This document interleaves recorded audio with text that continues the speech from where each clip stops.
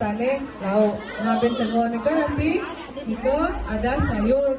Sepertiganya sayur. Nah, apalagi apa di sini sayurnya harus lebih banyak, seratnya itu lebih banyak karena ususnya, sampun kontraksinya tidak sekencang dulu nih. Yang bilang lambat proses kontraksinya, jadinya harus lebih banyak makan sayur biar seratnya tinggi, BAB-nya juga lancar, pencernaannya sehat kan ya.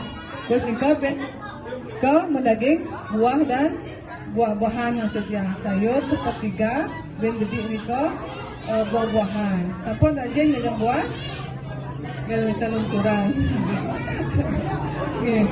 Ya, biasanya kita tidak makan buah ya. Kalau bisa buah dan gedang, tapi potong itu kan cukup gitu. Yang penting setiap hari ada.